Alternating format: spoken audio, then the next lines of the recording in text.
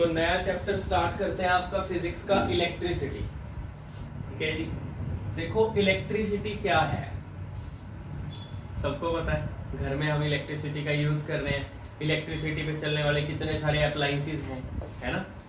Most of हमारी activities जो है वो डिपेंड करती हैं वो अप्लायंसेस पे जो इलेक्ट्रिसिटी पे चलते हैं, है ना। सो जो घर में हमारे इलेक्ट्रिसिटी यूज हो रही है, जो करंट हम यूज कर रहे हैं, उसकी कुछ वोल्टेज होती है। आपने सुना होगा वर्ड वोल्टेज, है ना, सुना होगा कितने एम्पियर है, एम्पियर सुना होगा, है ना। जो करंट है ना उसको एम्पियर में मापते हैं हम। तो अब करंट इस चैप्टर में जो इलेक्ट्रिक करंट है वो भी बाद में आपको बताऊंगा करंट के बारे में, ठीक है। बट करंट से पहले करंट बना कैसे, करंट की सबसे छोटी यूनिट क्या है। जैसे कोई भी चीज है जिसको आप टच कर सकते हो, जैसे ये है, इसको मैं टच कर सकता हूं, मैं देख सकता हूं, ये मैटर है। कोई भी ऐसी चीज जिसको आप टच कर सको, देख सको, वो मैटर है ना। और मैटर का सबसे छोटा बिल्डिंग ब्लॉक एलिमेंट क्या है, मैटर किससे बना है, सबसे छोटी चीज क्या है मैटर में, एटम, है ना। एटम, छोटे छोटे एटम मिलके मॉलिक्यूल बनते हैं, आगे फिर मॉलिक्यूल्स मिलके आगे कोई भी सब्सटेंस बनता है, समझ गए ना। तो मैटर का सबसे छोटा जो यूनिट है मैटर की वो है एटम। वैसे ही इलेक्ट्रिक करंट की जो सबसे छोटी यूनिट है वो क्या है, चार्ज। सबसे छोटी यूनिट है चार्ज, ठीक है। सो जो पहला टॉपिक है ना इलेक्ट्रिसिटी का, वो आपको मैं करवाऊंगा इलेक्ट्रिक चार्ज। पहले मैं आपको बताऊंगा थोड़ा चार्ज के बारे में, ठीक है। उसके बाद में आपको थोड़ा सा डिफाइन बाद में, पहले थोड़ी डिस्कशन, ठीक है। चार्ज के बारे में सबसे पहले कहां से पता चला, देखो एक सब्सटेंस होता है जो पेड़ों में ना, पेड़ों का रेजिन होता है, एक रेजिन्स होते हैं पेड़ों की, उसमें ना उसको हिंदी में हम बोलते हैं गूंद बोलते हैं हिंदी में, ठीक है। वो क्या होता है, पेड़ों से ना वो येलो कलर का, मान लो ये पेड़ है, येलो कलर का गूंद निकलता है उससे, ऐसे ऐसे ड्रॉप्स बनती हैं उसकी। पर वो होता पहले लिक्विड है, बट वो जब सूख जाता है ना सॉलिड बन जाता है वो, है ना। जैसे कांच होता है ना, कांच की तरह ये सॉलिड बन जाता है।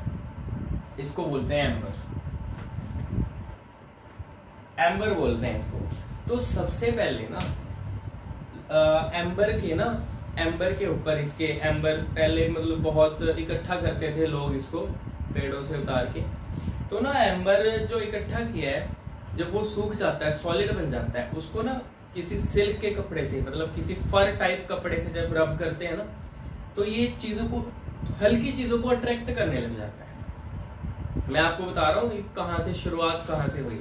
सबसे पहले एम्बर से इसकी शुरुआत हुई है चार्ज की। तो जैसे कपड़े से उसको, किसी भी कपड़े से उसको रब कर रहे हैं ना, तो वो छोटे छोटे हल्की चीजों को, कुछ चीजों को अट्रैक्ट करता है। वो कहाँ से क्यों अट्रैक्ट कर रहा था, क्योंकि ना इसको रब करने पे इस पे चार्ज आ रहा है, इसलिए ये अट्रैक्ट कर रहा है, ठीक है। तो वहां से पता चला चार्ज के बारे में, ठीक है। ये चार्ज है, ये पॉजिटिव तरह का भी हो सकता है, नेगेटिव तरह का भी हो सकता है, ये भी आपको बताऊंगा मैं। बट जैसे मैंने आपको बताया कि छोटे छोटे एटम्स मिलके मैटर बनता है, वैसे ही छोटे छोटे चार्जेस मिलके जब एक पर्टिकुलर डायरेक्शन में फ्लो करते हैं तो करंट बनता है, समझ गए। जिससे फिर ये हमारा चैप्टर बनता है इलेक्ट्रिसिटी। इसमें सबसे मेन तो करंट ही है, ठीक है। तो सबसे बेसिक जो है वो है इलेक्ट्रिक चार्ज। अब मैं आपको चार्ज के बारे में लिखवाऊंगा। मैंने बता दो दिया चार्ज शुरू कहाँ से हुआ, यहाँ से हुआ। एम्बर जो है ट्रीज का रेजिन होता है, ठीक है। सो वहां से पता चला कि कुछ ना कुछ होता है, ठीक है। फिर पॉजिटिव चार्ज, नेगेटिव चार्ज कहाँ से है वो भी बताएंगे आपको धीरे धीरे। सो इलेक्ट्रिक चार्ज के बारे में आप लिखिए, it is a fundamental, it is a fundamental physical quantity, fundamental physical quantity due to which electrical due to which electrical and other related effects are produced in matter। बस ये मैंने आपको बढ़िया डेफिनेशन एक बता दी। इसमें अब एक एक चीज का मतलब आपको बताऊंगा। देखो, इट इज अ फंडामेंटल, यहाँ पे रुक जाओ, ब्रेक। फंडामेंटल होती है सबसे छोटी, जैसे मैंने आपको बताया नहीं, मैटर की सबसे छोटी क्या है, एटम, वैसे ये करंट की सबसे छोटी है। सबसे छोटी है इसीलिए मैंने वर्ड यूज किया fundamental. It is a fundamental, ठीक है, सबसे छोटी है। आगे फिजिकल क्वांटिटी, फिर स्ट्रॉन्ग, है ना। फिजिकल क्वांटिटी का क्या मतलब है? फिजिकल क्वांटिटी जिसकी मेजरमेंट की जा सके, समझ गए ना। तो ना चार्ज को मापा जा सकता है कितना है, तो ये फिजिकल क्वांटिटी है, समझ गए। एक चार्ज इज अ फंडामेंटल है, फिजिकल क्वांटिटी है, इसको मापा जा सकता है। ड्यू टू विच, चार्ज की वजह से क्या क्या होता है, electrical and other related effects are produced in the matter. जो चार्ज है ना वो मैटर के ऊपर ही आता है, ये तो श्योर है।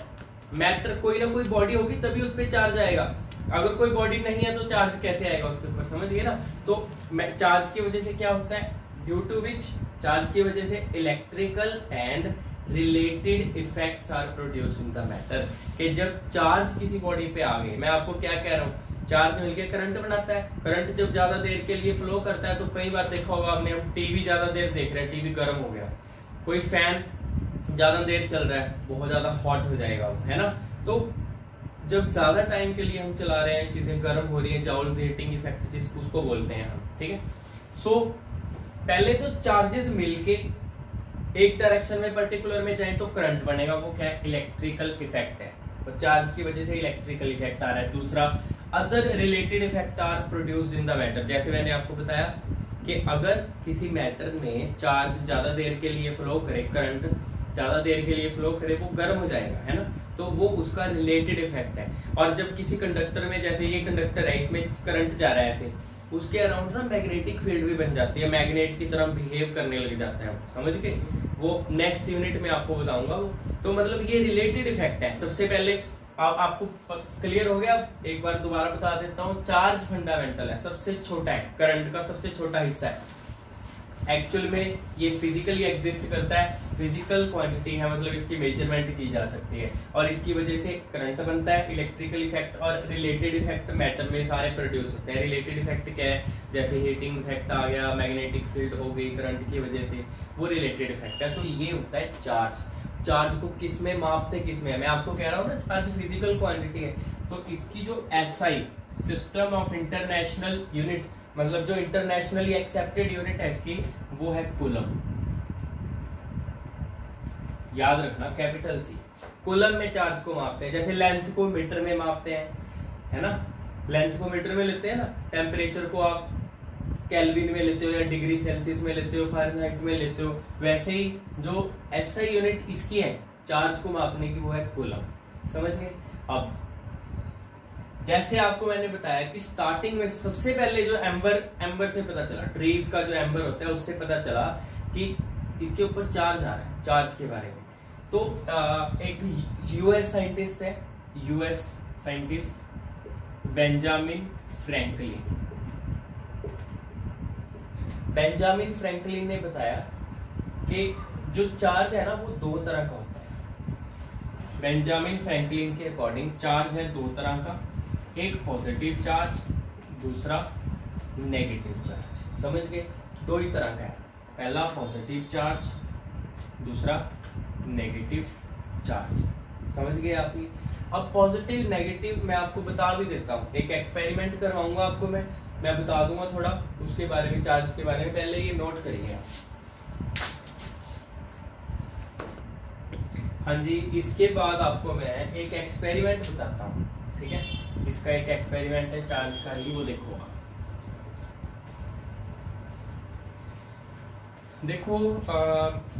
आप में से काफी बच्चों ने एक एक्सपेरिमेंट किया होगा। हम क्या करते हैं, पेन से या स्केल से ना, ड्राई हेयर के साथ ऐसे करते हैं, पेन या स्केल को कागज के छोटे छोटे टुकड़े उठाते हैं, वो पता क्या होता है, हमारे जो ड्राई हेयर जो है ना वो फर का काम करते हैं।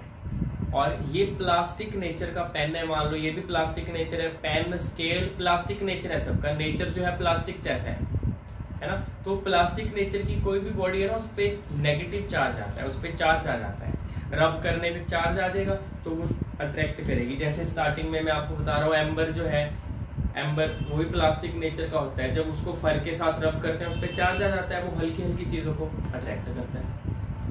ठीक है, तो सेम ये एक्सपेरिमेंट जो मैंने बताया, अब आपको मैं एक एक्सपेरिमेंट करके बताता हूँ। हमने क्या किया, एक रबड़ की रॉड ली, रबड़ रॉड फर के साथ, पहले फर के साथ उसको रब किया, रबड़ की रॉड को हमने उसको फ्रीली सस्पेंड कर दिया, ऐसे सस्पेंड कर दिया। ये है रबड़ रॉड, रबड़ रॉड। अब हमने क्या किया, एक दूसरी रबड़ रॉड ली, ठीक है, उसको फर के साथ रब किया, इसके पास लेके गए, ऐसे क्या हुआ ये मैं आपको बता रहा हूं कि कैसे, मतलब एक्सपेरिमेंट कैसे किया गया पहले। ठीक है, एक रबड़ रॉड लगाई, उसको फर के साथ रब किया तो सस्पेंड कर दिया, एक दूसरी रबड़ रॉड ली, इसके पास लेके गए, और रबड़ रॉड को भी पहले रब किया फिर पास लेके गए, तो देखा कि जैसे हम इसके पास लेके गए ना, जैसे ये मान लो ऐसे सस्पेंड की हुई है, किसी भी थ्रेड से ऐसे लटका दी हमने, पर जब दूसरी रबड़ रॉड को रब करने के बाद पास लेके गए ना, देखा तो ये ऐसे मूव करेगी थोड़ी ऊपर, ऐसे जब पास लेके गए थोड़ी सी ऐसे ऊपर, इसका मतलब यहाँ पे रिपल्शन हुई। ये तो पहला एक्सपेरिमेंट, फर्स्ट ऑब्जर्वेशन कह लो, एक्सपेरिमेंट तो एक ही है। सेकंड ऑब्जर्वेशन, अब क्या किया, ये रबड़ रॉड ऐसे ही यहाँ पे रखी है हमने, ये रबड़ रॉड है, इसको फर के साथ रब किया, सस्पेंड कर दिया, ऐसे लटका दिया हमने। अब दूसरी ग्लास रॉड ली, ग्लास रॉड को फर के साथ रब किया, इसके पास लेके गए ग्लास रॉड। यहां पे देखा कि जैसे ये थी हमारे पास रबड़, ग्लास जैसे आप लेके गए ना, एकदम ऐसे नीचे आ गए, इसके साथ ऐसे मिल गए, अट्रैक्ट कर लिया। ठीक है, ये दूसरा हो गया, तीसरा करते हैं। थर्ड में हमने क्या किया, दोनों ग्लास रॉड, एक ग्लास रॉड फर के साथ रब किया, सस्पेंड कर दिया ऐसे, ये ग्लास है, डन। अब एक और ग्लास रॉड ली, उसको रब किया, फर के साथ इसके पास लेके गए ऐसे, तो ये जब जैसे ही मान लो एक दूसरी ग्लास को पास लेके गए ना, ये ऐसे यहाँ पे भी रिपेल हो गया, ये ग्लास है दोनों, तो ये भी रिपेल, यहाँ पे भी रिपेल, यहाँ पे रिपेल। तो क्या पता लगता है इससे, एम्बर जो है वो थोड़ा सॉलिड हो जाता है, पहले लिक्विड होता है, सूख जाता है, जब सॉलिड हो जाता है तो वो इस नेचर का है। ठीक है, तो नेगेटिव चार्ज इस पे आ रहा है, मान लो तो जो रबड़ रॉड है इसके ऊपर आ रहा है नेगेटिव चार्ज। तो याद रखना, जो प्लास्टिक नेचर होगा ना, जो भी उस पे नेगेटिव चार्ज आता है, रबड़ के ऊपर नेगेटिव चार्ज आता है, और यहाँ पे भी नेगेटिव चार्ज आएगा। ठीक है, और यहाँ रबड़ के ऊपर नेगेटिव चार्ज, और ग्लास के ऊपर आता है पॉजिटिव चार्ज, ग्लास के ऊपर पॉजिटिव चार्ज। तो यहाँ पे भी ग्लास के ऊपर पॉजिटिव चार्ज, फर के साथ रब करने के बाद यहाँ पे भी पॉजिटिव चार्ज। तो हमें यहाँ से क्या ऑब्जर्वेशन मिली, ऑब्जर्वेशन देखो, negative negative repel, positive positive repel, पर नेगेटिव पॉजिटिव अट्रैक्ट। तो लाइक चार्जेस जो है ना, लाइक चार्जेस रिपेल करते हैं, अपोजिट चार्जेस हमेशा अट्रैक्ट करते हैं। सो यहाँ से हमारी जो ऑब्जर्वेशन है वो आपको बताता हूँ। ऑब्जर्वेशन हमारी यहाँ से ये है कि like charges repel each other, और अनलाइक चार्जेस या opposite charges attract each other, opposite charges attract each other. ये आप नोट कर सकते हो, ये था सारा चार्ज के बारे में। नेक्स्ट करते हैं कंडक्टर्स क्या होते हैं।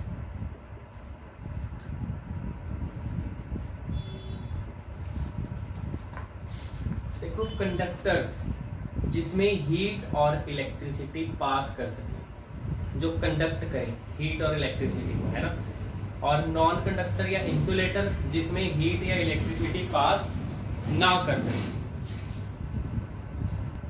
सो कंडक्टर्स के बारे में पहले आपको लिखवा देता हूं, जिसमें आप दो तरह से लिख सकते हो, जिसमें या तो इलेक्ट्रिसिटी फ्लो कर सके, इलेक्ट्रिक करंट, या चार्ज फ्लो कर सके। The substances which allow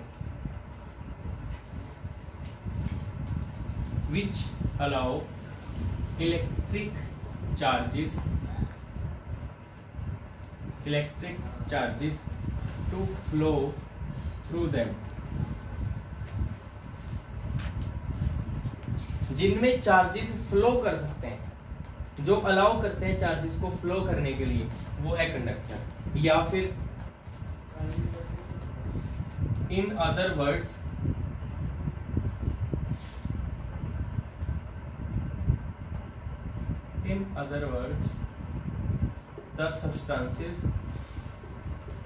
the substances which allow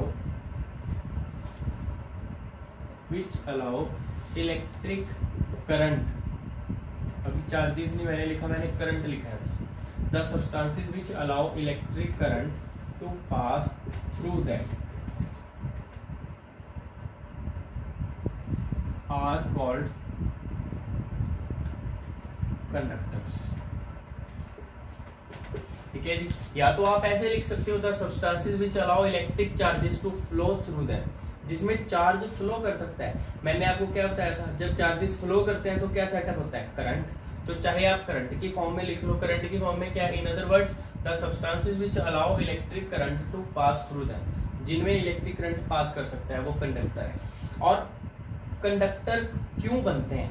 जो कंडक्टर्स होते हैं ना, पहले तो जितनी भी मेटल्स हैं, सारी मेटल्स में जो करंट है वो फ्लो कर सकता है, सारी मेटल्स में, ठीक है। और जितनी भी मेटल है सब में, जितने भी कंडक्टर हैं सब में फ्री इलेक्ट्रॉन्स होते हैं, जो चार्ज को एक जगह से दूसरी जगह लेके जाते हैं। मान लो ये कंडक्टर है मेरे पास, ठीक है, इसके अंदर ना फ्री इलेक्ट्रॉन्स होते हैं। फ्री मतलब जो इजीली मूव कर सकें। तो इलेक्ट्रॉन हमेशा नेगेटिव चार्ज लेके चलता है। मान लो एक ऐसे जा रहा है, कोई ऐसे जा रहा है, पर जब करंट इसमें आ गया तो वो फिर एक ही डायरेक्शन में जाते हैं सारे ऐसे। तो ना ये मूव कर सकते हैं। अगर ये मूव कर सकते हैं तो मतलब ये नेगेटिव चार्ज को कैरी करके एक पॉइंट से दूसरे पॉइंट तक लेके जा सकते हैं, समझ गए ना। तो कंडक्ट करना है ना, कोई चार्ज को लेके चल रहा है कोई, वो है फ्री इलेक्ट्रॉन। अगर फ्री इलेक्ट्रॉन होगा तभी वो उसको कंडक्टर बोलेंगे, ठीक है। सो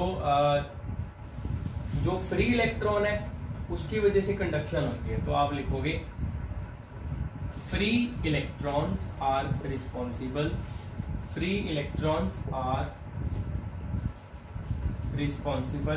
for the conduction in conductors। Conductors के अंदर जो कंडक्शन हो रही है ना, वो फ्री इलेक्ट्रॉन की वजह से हो रही है, जो चार्ज को एक जगह से दूसरी जगह तक लेके जा सकते हैं, ठीक है। अब एग्जांपल क्या है इसकी, ऑल मेटल्स आर कंडक्टर्स, एक ही लाइन लिख दो बस। हमारी बॉडी भी कंडक्टर है, ठीक है, human body is also a conductor. पर मेन क्या है, सारी मेटल्स क्या है, कंडक्टर है। तो आप ये पहले नोट करो, फिर मैं आपको बताऊंगा इंसुलेटर क्या होता है। नेक्स्ट करते हैं इंसुलेटर। कंडक्टर के बाद इंसुलेटर, नॉन कंडक्टर भी कह सकते हो, जो कंडक्टर ना करे। देखो सिंपली पहले आपको बता देता हूं, या तो हम ऐसे बोल दें कि जिसमें चार्जेस फ्लो नहीं करते, या ऐसे बोल दें जिसमें करंट पास नहीं कर सकता, क्योंकि चार्जेस फ्लो करेंगे तभी करंट बनता है ना, तो इसमें करंट पास नहीं कर सकता, ठीक है। The substances which do not allow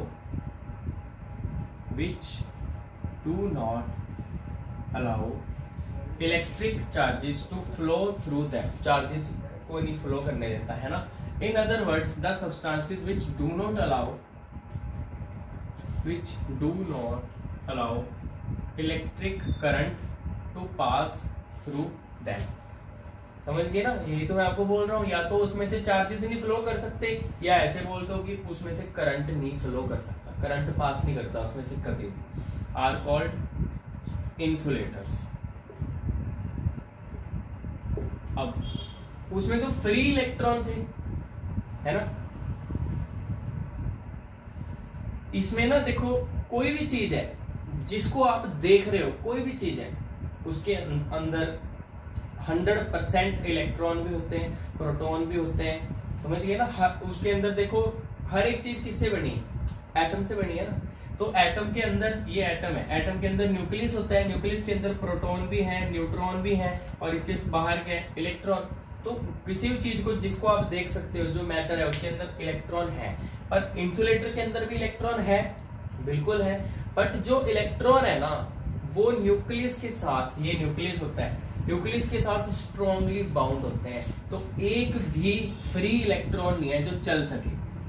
मतलब यहाँ पे जो इलेक्ट्रॉन है ना, है जरूर प्रेजेंट, पर चार्ज को लेके चल नहीं सकते, क्योंकि न्यूक्लियस ने टाइटली बाउंड कर रखा है। तो इंसुलेटर के अंदर ना इलेक्ट्रॉन जो है वो न्यूक्लियस के साथ टाइटली बाउंड है। तो यहाँ पे फ्री इलेक्ट्रॉन है, फ्री उसको बोलते हैं जो चल फिर सकता है, समझ गए ना।